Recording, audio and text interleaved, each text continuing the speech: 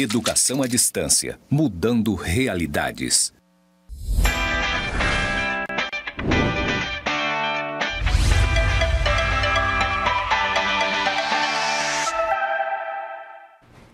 Olá, alunos! Sejam bem-vindos à quarta web-aula da disciplina de Estatística e Indicadores aplicados à gestão pública. Me chamo Rafael Nink e serei o seu professor durante essa jornada. Como audiodescrição, eu sou um homem de pele clara, 1,76 m, cabelos loiros, estou vestindo uma calça jeans com a camisa roxa clara e um blazer sobre essa, um blazer preto. Estou no campus IFRO Zona Norte, Porto Velho Zona Norte, dentro do estúdio com uma plotagem, um fundo branco com letras verdes escrito EAD Mudando Realidades. Na aula de hoje, veremos um pouco sobre indicadores, o que é um indicador e como eu posso utilizar dentro da gestão pública, como eu posso utilizar para servir de ferramenta para a tomada de decisão de um gestor.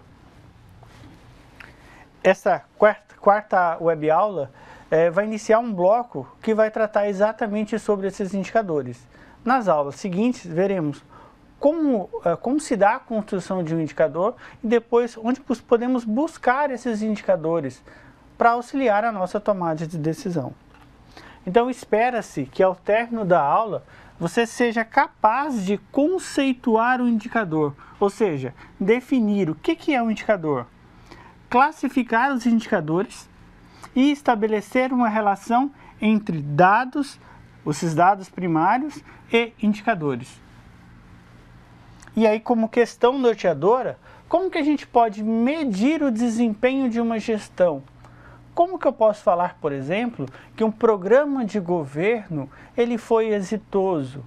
Ou um projeto instalado dentro de uma instituição de ensino, ela foi exitosa? Como que eu posso consultar os dados, utilizar os dados para responder essa pergunta? E é isso que a gente vai fazer utilizando indicadores de desempenho. Como referência para a aula de hoje, já mudando das aulas anteriores, a gente vai utilizar um livro publicado pelo Ministério do Planejamento, Orçamento e Gestão, o MPOG, que trata exatamente essa questão de indicadores de programas.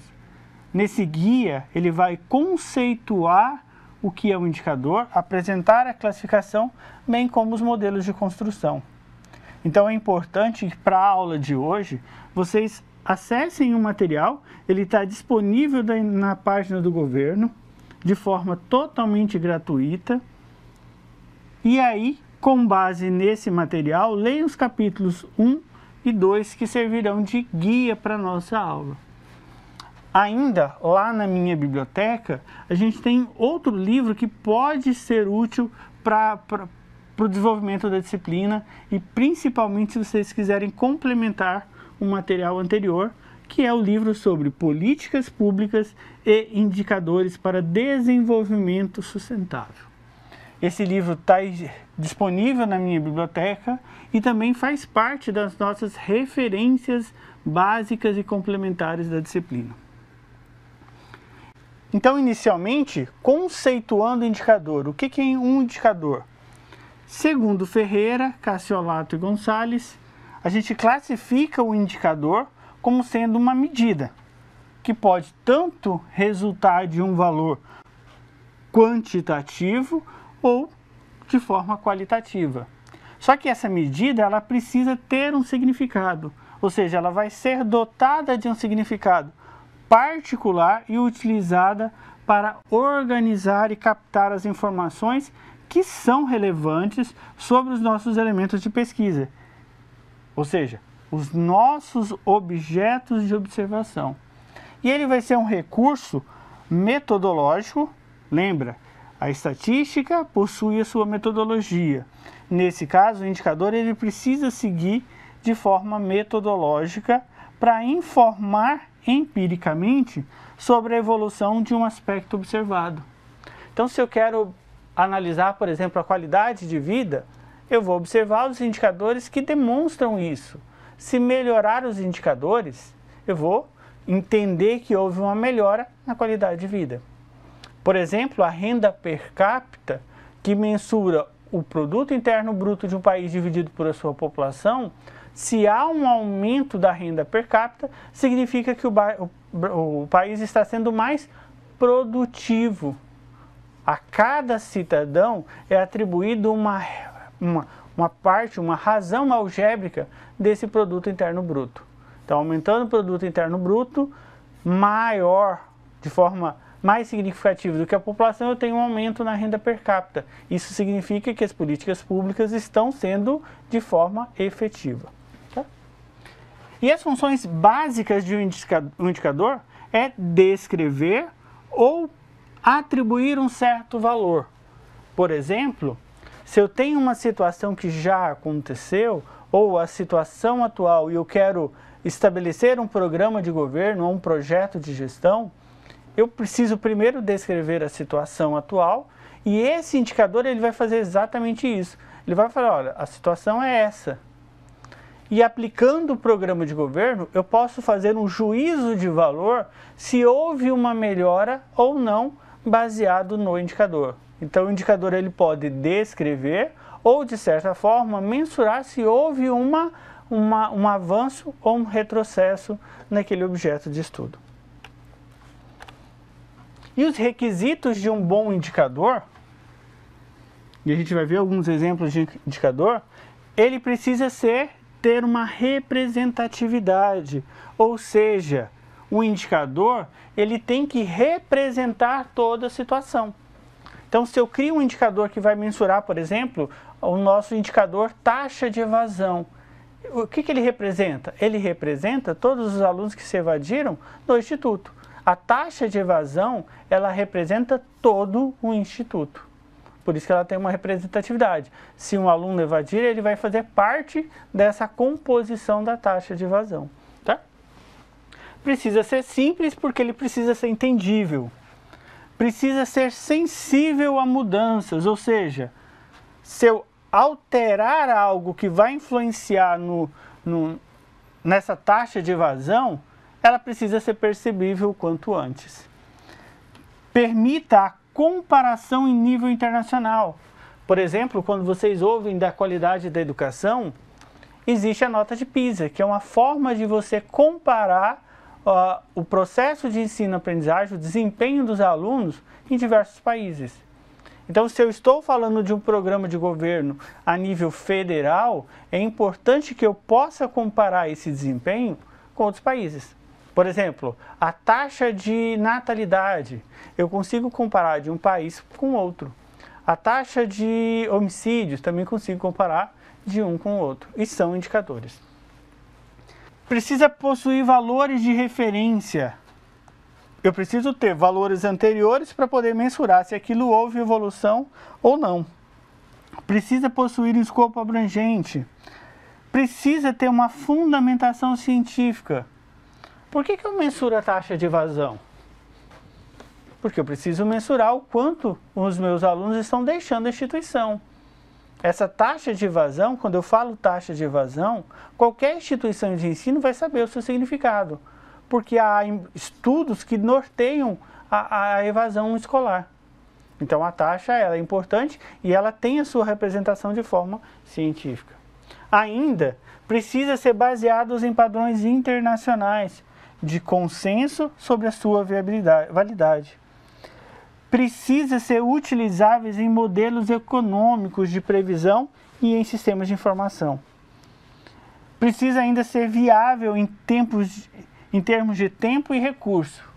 Não adianta eu criar um indicador que vai mensurar o desempenho da gestão pública se ele for oneroso de ser mensurado ou se ele demandar muito tempo. Imagine que eu quero avaliar os programas de governo e isso demore 50 anos para ser publicado.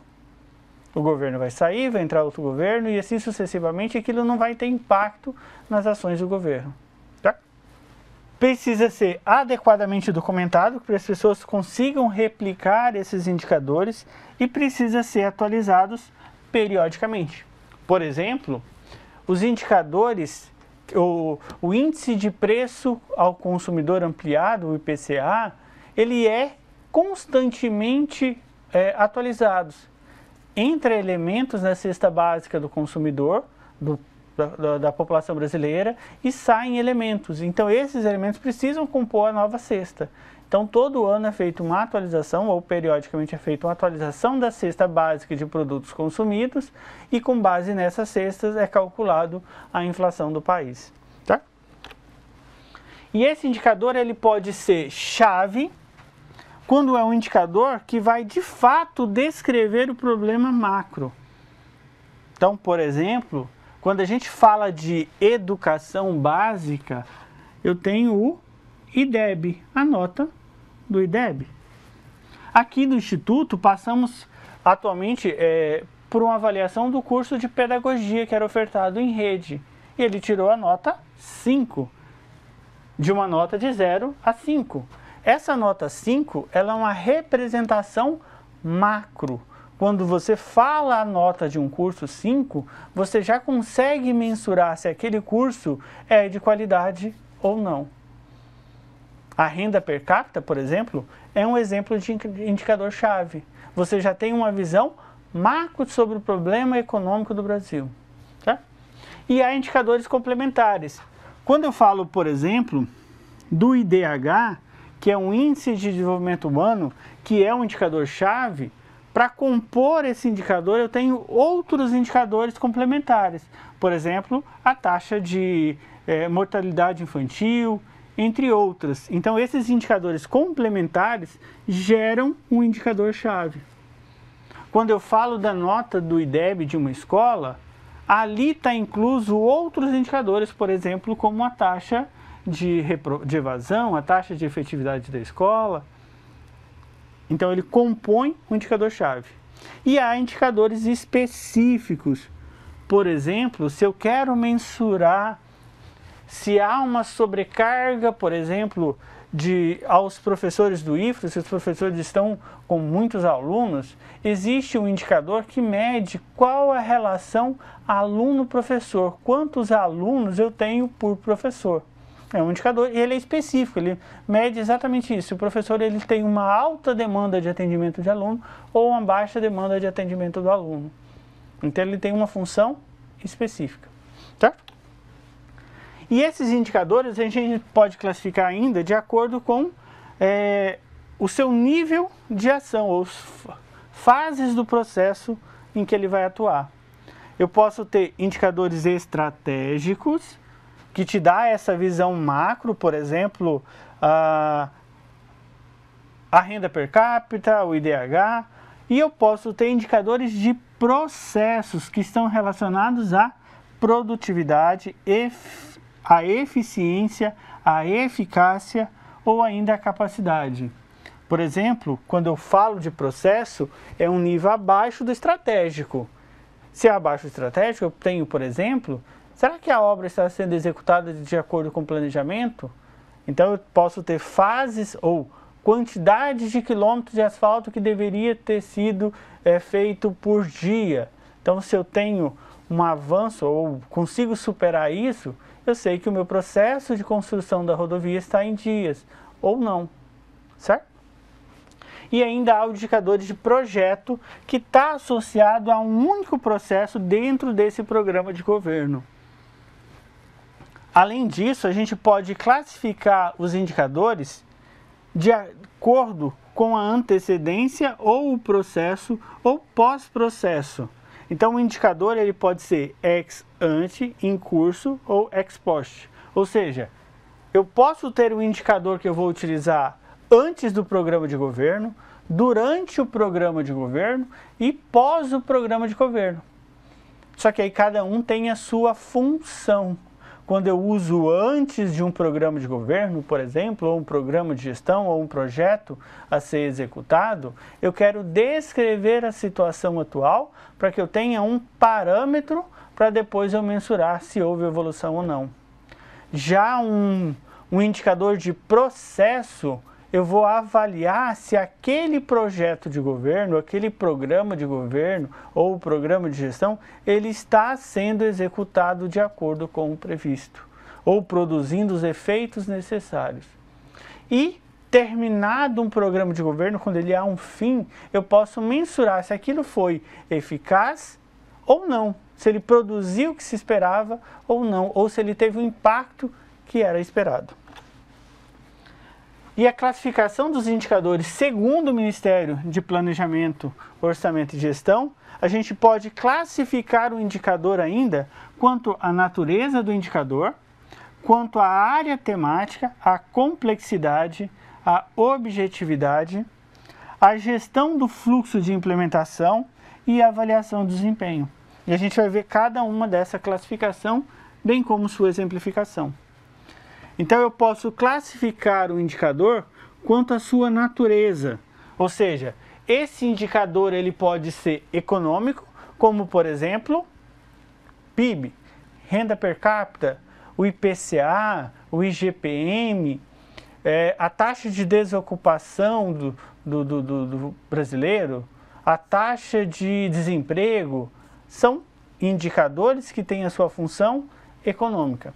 Podem ser sociais, por exemplo, o IDH, a nota do IDEB, e ainda podem ser ambientais, por exemplo, a área de desmatamento do Brasil, ou o índice de poluição de um determinado rio. São indicadores relacionados ao meio ambiente. Além disso, a gente pode classificar de acordo com a área temática. A qual setor da economia ou da vida se aplica aquele indicador? Por exemplo, a taxa de mortalidade infantil aplicada à saúde, IDEB aplicada à educação, a taxa de desemprego, mercado de trabalho, índice de criminalidade ou de homicídios, a segurança, justiça, pobreza. Ou, por exemplo, quantas pessoas existem na linha de pobreza? Então eu faço um índice em relação a 1 milhão de habitantes. Pode estar relacionado a demográficos, por exemplo, eu tenho X pessoas morando numa determinada cidade com uma área tal, que é o que a gente chama de densidade demográfica. Eu vou relacionar a quantidade de pessoas que moram em determinada área. É um exemplo de indicador aplicado dentro da área temática demográfica, geográfica. E outros, dependendo da necessidade. E esses indicadores, eles podem ser analíticos ou sintéticos. Analíticos é quando eles atendem a um problema específico, por exemplo, taxa de evasão escolar. Ou sintéticos, quando eles sintetizam informação maior, mas não de forma direta. O IDEB. Por que não direta? Porque ele vai resumir todo o processo, toda a educação básica num único número. Ele vai levar em consideração outros fatores, evasão, a nota retirada na prova Brasil ou qualquer outra prova de desempenho. Então eu tenho uma visão macro. Geralmente os indicadores sintéticos, ele vai te dar uma visão muito macro em relação aos analíticos, que são mais específicos, para responder um problema específico. E existe uma relação entre esses indicadores. Eu tenho os dados originais, por exemplo, quantos alunos evadiram, quantos alunos eu tinha matriculado. Eu posso analisar esses dados, apresentar isso lá de forma tabelas e gráficos e com base nisso construir os indicadores. Quanto maior a representação, mais próximo de índice eu tenho. Quanto mais brutos os dados estão, mais eu tenho próximo dos dados originais. Então, quando eu falo em dados sintéticos, ele está mais relacionado ao topo dessa pirâmide e os dados analíticos vai descendo o nível da pirâmide. E aí eu tenho até chegar aos dados brutos. Então o índice ele vai sintetizar diversos indicadores. E o IDEB é um índice de desenvolvimento da educação básica, porque ele vai agregar diversos indicadores que são analíticos. E eles podem ser objetivos ou subjetivos, ou seja, responder de forma direta ou indireta determinado problema. E eles estão relacionados com o fluxo de implementação de programas de governo, ou deveriam estar relacionados a esse fluxo. Eu só deveria ter um programa de governo se eu conseguisse mensurar o seu impacto. E aí, esse indicador, ele pode estar relacionado a um insumo, ao processo desse programa, a um produto do programa, o resultado ou o impacto que o programa vai ter. Então, eu posso utilizar indicadores em diversos níveis de execução do meu programa ou do meu projeto de governo. Quando eu me refiro a insumos, eu tenho, por exemplo, qual o número de vacinas que foram entregues por habitantes. Então, eu consigo verificar, olha, eu tenho vacina suficiente para 30% da população, 40% da população. Eu estou relacionando a nível de insumos. Por exemplo, qual que é a relação aluno-professor? Insumos. Agora, eu posso ter em relação ao processo. Qual que é o percentual de vacinados? Então, observe que eu já comecei a executar o processo, eu estou vacinando as pessoas e eu consigo mensurar esse avanço na vacinação pelo percentual de vacinados. Então, eu consigo dizer se eu estou avançando nesse processo ou não. Se está avançando na velocidade desejada ou não. Da mesma forma que dentro de uma instituição de ensino, por exemplo, a nota de um aluno do primeiro bimestre, do bimestre, vai dizer se aquele aluno está tendo um bom desempenho acadêmico ou não. Como ele está no processo, a gente pode levar esse aluno à aprovação e aí com base nessa nota do primeiro, olha, eu preciso tomar novas medidas para tentar melhorar o processo, ou seja, o aluno ter o melhor aproveitamento. Avançando nesse processo, assim que ele conclui, eu tenho um produto, que é o percentual de vacinados, isso final. Ou percentual de vagas criadas em relação à meta estabelecida. A meta do governo era criar 10 novos mil empregos para o município de Porto Velho. E foi criado 20 mil. Então eu consigo verificar, olha, teve um aumento de 100% do desejado ou da meta estabelecida. Isso, produto, ou seja, processo já aconteceu. E aí o resultado, por exemplo, a taxa de morbidade de doenças. E qual impacto tem, por exemplo, o PIB, a renda per capita, por exemplo. De forma sintética, a gente pode ver, por exemplo, um fluxo apresentado pelo Ministério da Saúde, lá para o Ministério do Planejamento. Quanto a insumo, por exemplo, quantos médicos por habitantes eu tenho? Qual que é o orçamento que eu tenho? Esse quantitativo de médicos e de orçamento é suficiente? Preciso ter uma liberação de recursos financeiros? Quanto que eu preciso ter liberação de recursos por mês? Ah, tenho poucos médicos. Então o que eu tenho que fazer? O meu processo, um dos produtos desse processo seria a contratação de mais médicos ou, por exemplo, fazer campanhas para contratação ou para informação da população. E o que isso pode gerar? Pode gerar a diminuição da taxa de morbidade por doenças, por exemplo, DSTs. E essa diminuição vai fazer o quê? Aumento da expectativa de vida.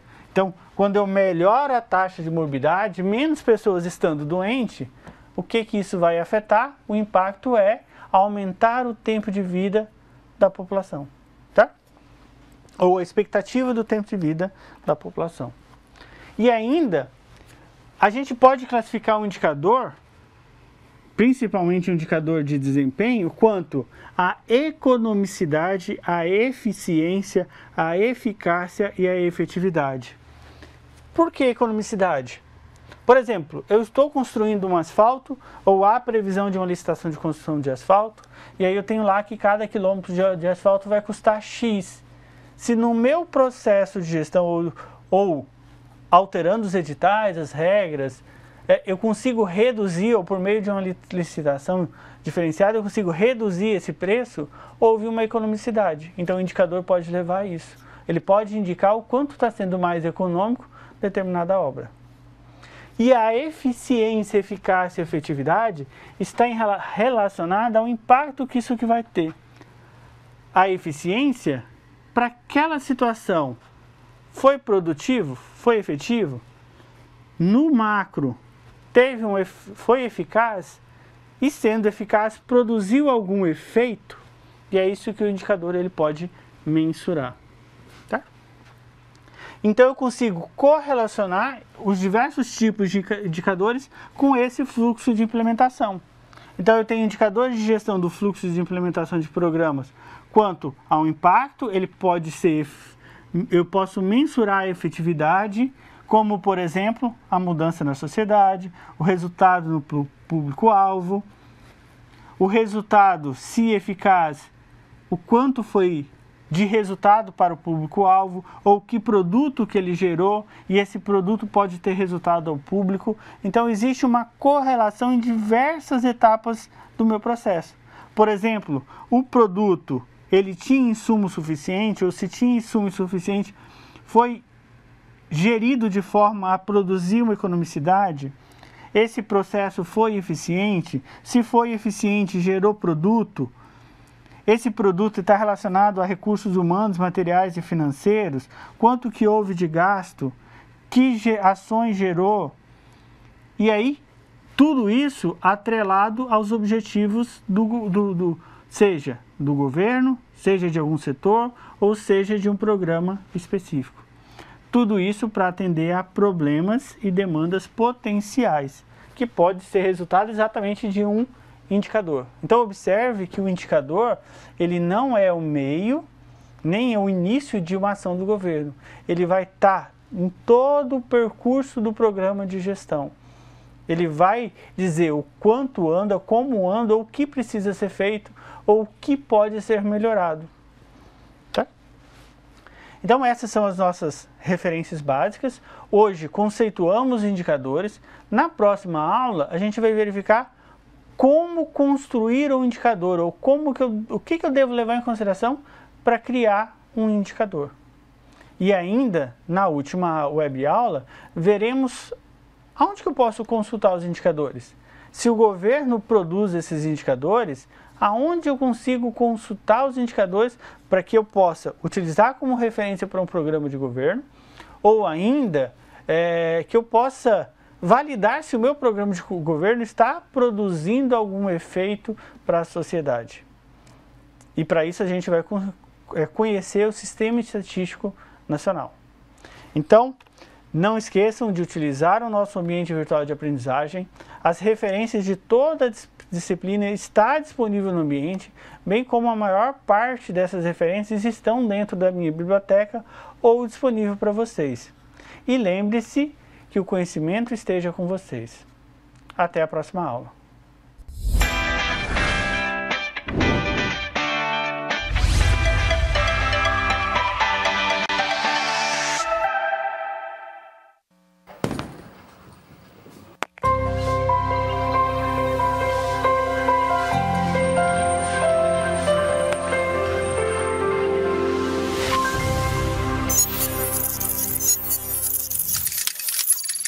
Educação à distância, mudando realidades.